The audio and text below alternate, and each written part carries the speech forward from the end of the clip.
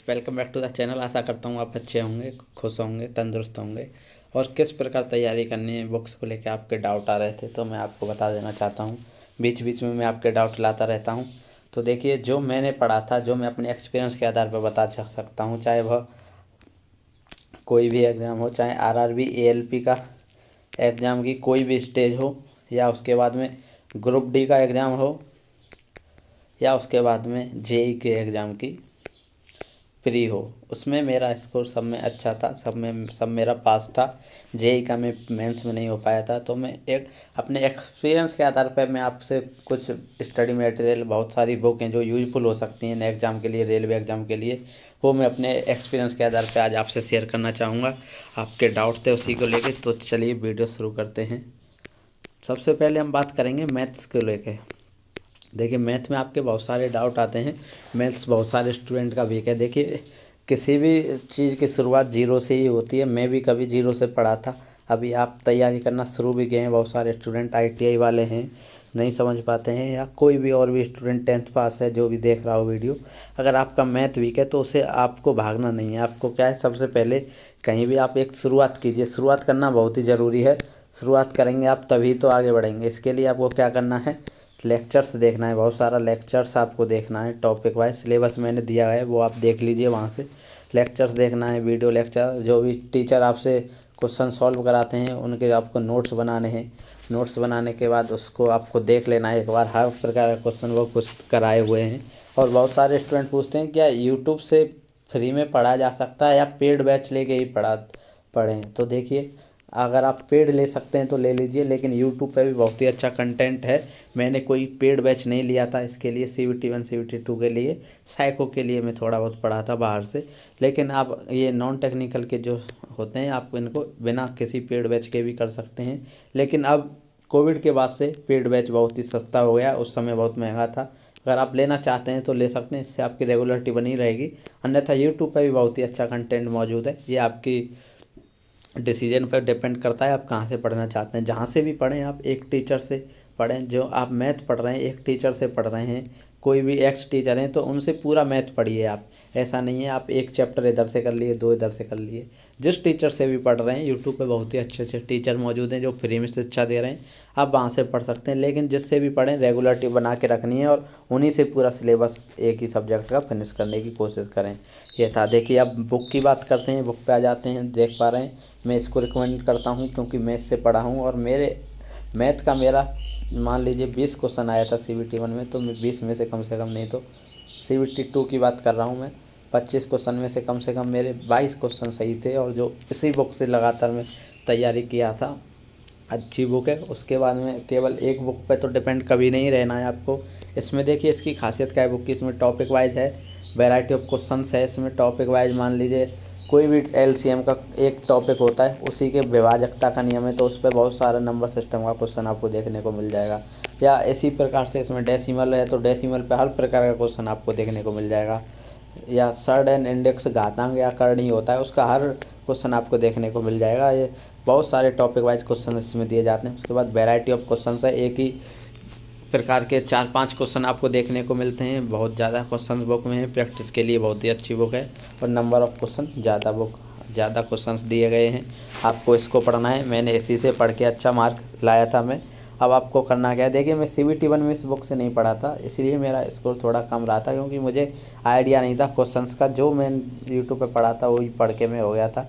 लेकिन CBT 2 में अच्छी मेहनत की, थोड़ी इधर उधर खोजबीन की, तो मुझे पता चला। और अच्छी बुक है, अगर आप ले सकते हैं। अब ऐसा नहीं है कि आप इसी बुक से तैयारी करेंगे, अब आप कोई और भी बुक ले लिए हैं। किरण का मैथ है, वो भी अच्छा बुक है। या राकेश यादव है किसी के पास, राकेश यादव रीडर, जो भी आपके पास मैथ की बुक है, लेकिन अच्छी लेटेस्ट बुक आपके पास होनी चाहिए। आप पुरानी बुक से ही नहीं पढ़ रहे हो। एक RS अग्रवाल का पुराना मैथ आता है, उसको लेके ना बैठें। उसमें 4-5 क्वेश्चन रहते हैं।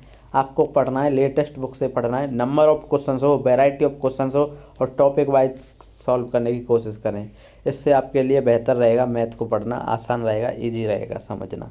और नोट्स आपको ज़रूर बनाने हैं। और इस बुक को भी सॉल्व करें तो इसके भी आप एक कहीं भी मोटी रफ या फेयर लीजिए, सबको सॉल्व करते हुए जाइए। नंबर ऑफ नंबर, क्वेश्चन का नंबर डाल के उसको डायरेक्ट सॉल्व कीजिए, क्वेश्चन को उतारने की ज़रूरत नहीं है।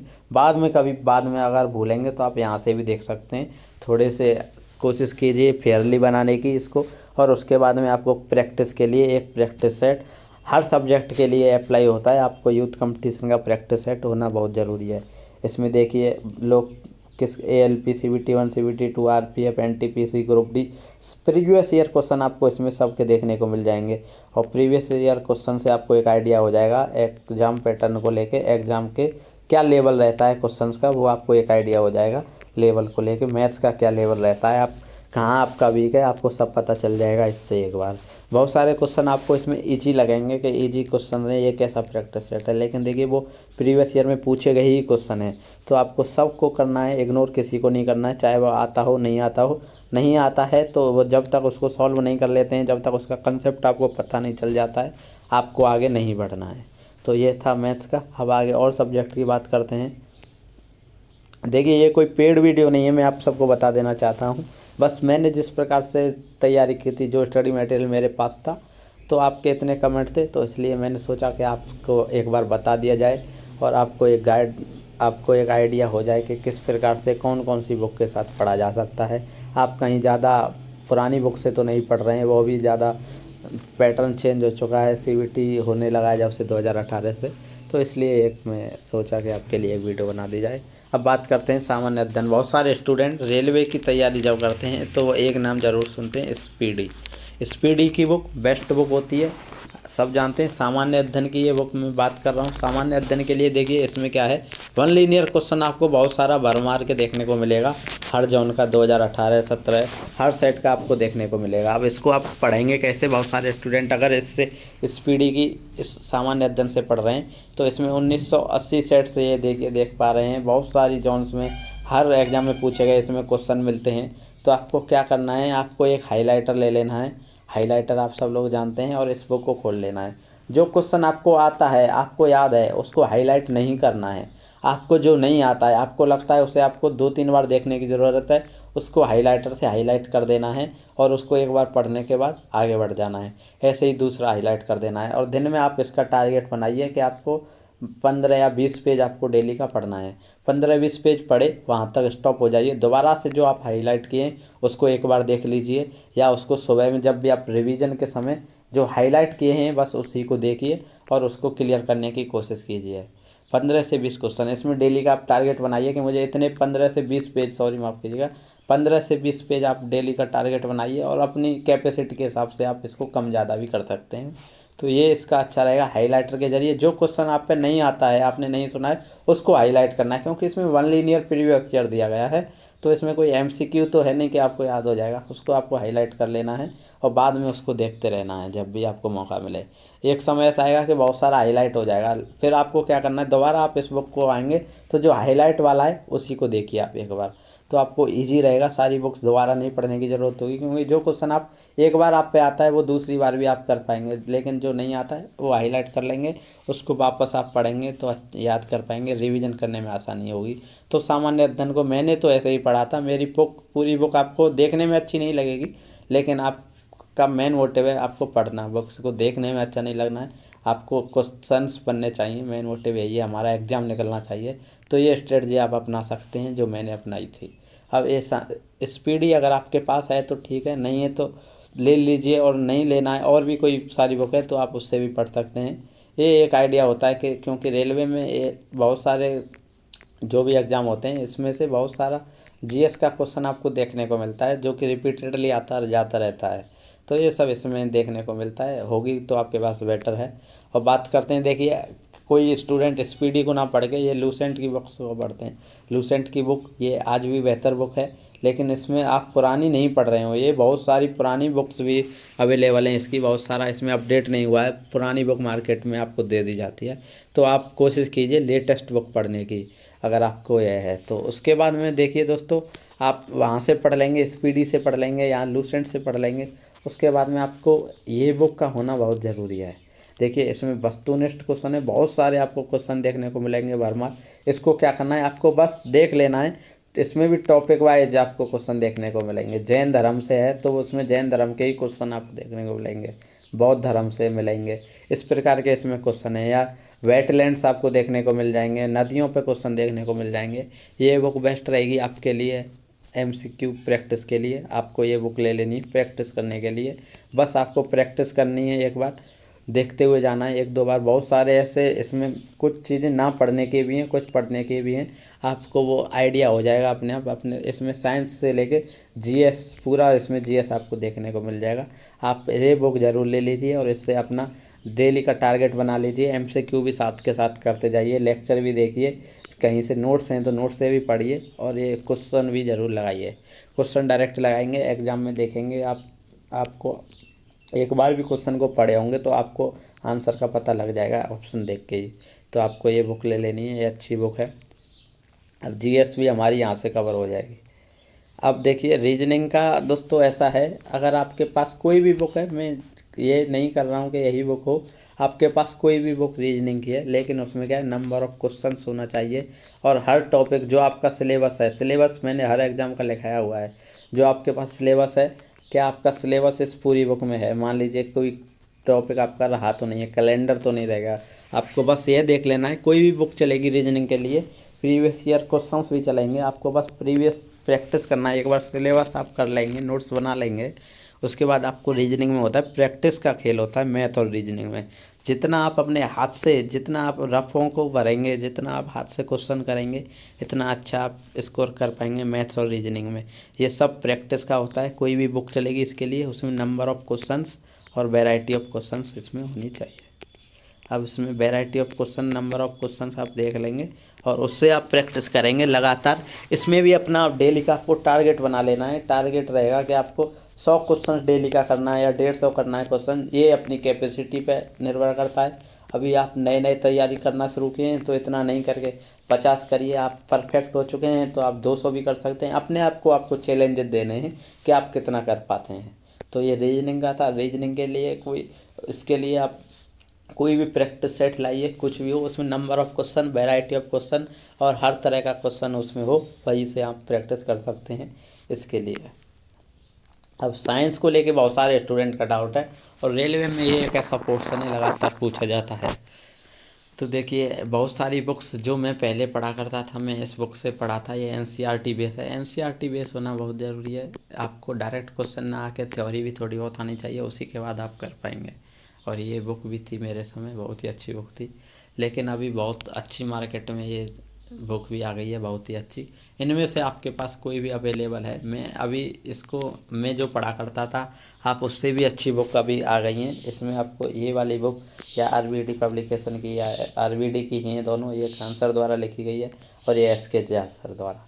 आपको जो भी आपके पास मार्केट में अवेलेबल हो वो बुक आप ले लीजिए और इससे पढ़िए बेसिक साइंस। ये आपके CBT 1 ALP कैंडिडेट्स के लिए CBT 1 CBT 2 में दोनों में हेल्प करेगी। ये बुक लेंगे तो और अच्छा रहेगा, CBT 2 में भी आपकी हेल्प कर देगी। इसमें आपको MCQ देखने को मिल जाएंगे। अच्छी बुक है। देखिए ये कोई पेड प्रमोशन नहीं है या किसी का कोई पेड प्रमोशन नहीं है, लेकिन मेरा मोटो है आपको अच्छा कंटेंट बताना, जो कहीं भी हो उससे मुझे कोई एलर्जी नहीं है। तो आप ये बुक लेंगे तो और अच्छा है। अगर आपके पास पहले से ये बुक है तो भी चलेगी। अभी ये थोड़ी आउट ऑफ डेट इसलिए हो गई है, इसमें आपको थ्योरी NCERT बेस्ड तो देखने को मिल जाएगा, लेकिन क्वेश्चंस का आइडिया आपको नहीं होगा, न्यूमेरिकल्स आपको नहीं देखने को मिलेंगे। तो आप बुक ले लीजिए। तो ये था साइंस का। और उसके बाद में साइंस की ये बुक तो आपको पढ़नी है, और उसके बाद एक और अगर अच्छा रहेगा ये प्रैक्टिस सेट आप ले लेते हैं। या तो यूथ कंपटीशन का ये प्रैक्टिस सेट ले लीजिए प्रीवियस ईयर का। प्रीवियस ईयर से आपको एक आइडिया रहता है कि क्या पूछा जाता है, एग्ज़ाम पैटर्न क्या रहता है, आप समझ पाएंगे उससे अच्छे से। और या आपके पास पहले से ये बुक्स बहुत पुरानी हैं, पुरानी का मतलब इतना भी नहीं, लेकिन आपको यह भी बुक अच्छी हैं। अगर आपके पास इन दोनों में से कोई भी प्रैक्टिस सेट है तो वो चलेगा। और बुक्स आप जैसा मैंने आपको बताया, अगर आप ALP कैंडिडेट हैं तो ये बुक लीजिए, और अगर ये भी बुक आपके पास है तो भी चलेगा। कोई भी एक बुक ले लीजिए, थोड़ा इसको अभी इग्नोर कीजिए। अगर आप NCERT अपना स्ट्रॉन्ग करना चाहते हैं तो ये ले लीजिए। तो ये था एक ओवरव्यू साइंस का भी। अब बात करते हैं करंट अफेयर्स को लेके दोस्तों। करंट अफेयर देखिए ऐसा टॉपिक है, इसके लिए कोई बुक्स बताना अभी जल्दबाजी होगी, क्योंकि एग्ज़ाम का कुछ पता नहीं है। तो आपको क्या करना है, डेली आप 10-5 मिनट की एक वीडियो आती है, आप सब लोग जानते हैं, सुबह बहुत सारे एनालिसिस होते हैं, हर चैनल पे, वहाँ किसी एक को पकड़ लीजिए और देखते हुए चलिए। इम्पोर्टेंट कुछ भी मिलता है उसको लिख लीजिए, नियुक्ति हुई या स्पोर्ट्स में कोई भी अवार्ड हुआ उसको थोड़ा एक करंट अफेयर की अपनी एक मोटी रफ बनाइए, उसमें लिखते हुए जाइए, मेंशन करते हुए जाइए। तो और उससे आप डेली कवर कर सकते हैं। डेली ना करके आप 2 दिन में 7 दिन में भी इसको कवर कर सकते हैं। करंट अफेयर पे अभी इतना समय नहीं बिताना है आपको, दिन में कम से कम 25 मिनट से ज़्यादा करंट अफेयर पे नहीं देना है अभी। तो ये था करंट अफेयर। करंट अफेयर में आपको फेमस पर्सनैलिटीज ये सब डेली दिन प्रतिदिन आप करते चलेंगे तो अच्छा रहेगा। सुबह सुबह मॉर्निंग में जगिए और करंट अफेयर देखने की आदत डालिए। बहुत सारे होते हैं। अब ऐसा भी नहीं कि आप द हिंदू लेके बैठ जाएं, द हिंदू का एनालिसिस आप देख रहे हैं रेलवे स्टूडेंट्स, तो ऐसा भी नहीं करना है आपको। इम्पोर्टेंट्स बहुत सारे चैनल्स हैं जिनमें आपको केवल पढ़ाया जाता है, बताया जाता है, आपको क्वेश्चंस के द्वारा बताया जाता है। एडिटोरियल वगैरह आपको नहीं देखना है, ये आपके लिए नहीं है। देखने के लिए आप कुछ भी दे सकते हैं लेकिन अपना लेवल देखते हुए आपको काम करना है। तो आपको बस वह इम्पोर्टेंट क्वेश्चंस वगैरह जो होते हैं वो देखना है। ऐसा भी नहीं है 2 घंटे की आप सुबह सुबह करंट अफेयर की लेक्चर देख रहे हैं। आपको हार्डली 25 से 30 मिनट उस पर खर्च करना है डेली का। तो ये था करंट अफेयर का। अब टेस्ट सीरीज आप मैथ भी आप अच्छे से कर चुके हैं, साइंस आपको मैंने बता दी, रीजनिंग बता दी, करंट अफेयर बता दी और जनरल स्टडी बता। अगर आपका ये सब पोर्शन कंप्लीट हो चुका है, एक बार भी आप इसको कर चुके हैं, तो अब आ जाइए अपने आप को आजमाइए, प्रैक्टिस कीजिए टेस्ट सीरीज के जरिए। टेस्ट सीरीज बहुत सारी आती हैं, आप कोई भी ले सकते हैं टेस्ट सीरीज, इसमें कोई वो नहीं है। कोई भी टेस्ट सीरीज आप ले सकते हैं इनमें से। टेस्ट सीरीज ले लीजिए, टेस्ट सीरीज में टेस्ट दीजिए। जो भी क्वेश्चन गलत होता है या आप उसको इग्नोर कर रहे हैं या आप बना ही नहीं पा रहे हैं, उस पर दोबारा जाइए, उस टॉपिक को दोबारा जाके देखिए, फिर दोबारा आइए, फिर टेस्ट दीजिए। अगर फिर गलत कर रहे हैं फिर जाइए, इसको बना के रखिए। एनालिसिस करने का तरीका बताया हुआ है। तो ये था एक एनालिसिस। आशा करता हूँ आपको अच्छा लगा होगी। As always God bless you all.